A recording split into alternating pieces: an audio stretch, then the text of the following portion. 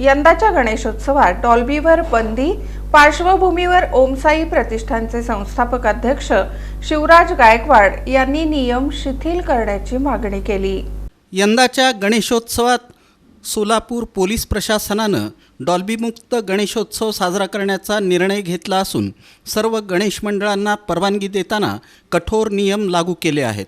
यापूर्वी एक टॉप एक बेस या अटीवर परवानगी दिली जात होती, मात्र यंदा डॉल्बी वापरावर पूर्णपणे निर्बंध घालण्यात आले आहेत। यावरून ओम साई प्रतिष्ठानचे संस्थापक अध्यक्ष शिवराज गायकवाड यांनी या धोरणावर प्रश्नचिन्ह उपस्थित केलं आहे।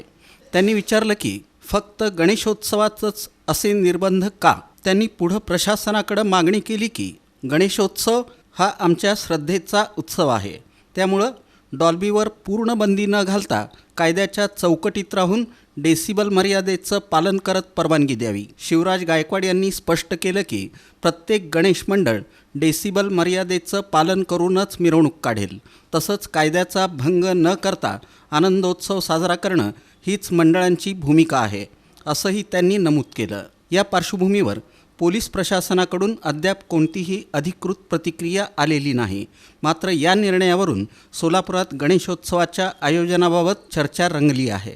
सध्या गणेशोत्सव मंडळाच्या मिरवणूक संदर्भात जे डॉल्बी मुक्त मिरवणूक या संदर्भात कित्येक मंडळाचं परमिशन नाकारले। मला एकच सांगायचं आहे की हे उत्सव पारंपरिक पद्धतीने चालू आहे। आमच्या हिंदू सणालाच काय निर्बंध टाकता हे मी प्रश्न विचारतो। आज जे डॉल्बी एक बेस एक टॉप आणि त्यावर आवाजासाठी नियंत्रण पिन प्रशासनाने ठेवलेत, ठीक आहे, आम्ही कायद्याच्या चौकटीतच आम्ही मिरवणूक काढत असतो, पण यावर्षी जे निर्बंध राखले ते चुकीच्या पद्धतीच आहे।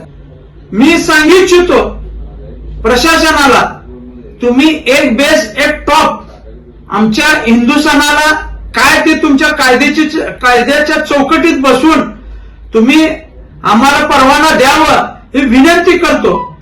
सांगतो इच्छितो की मी गणपतीला का बरं परमिशन नाही? तुम्ही आम्हाला एक महिना आधी सांगावा की आम्हाला डीजे बंद आहे, हे बंद आहे। आम्ही सर्व मंडळातले कार्यकर्ते सगळ्यांना वर्गण्या जमा करून आम्ही सगळ्यांना ऍडव्हान्स दिला हवा।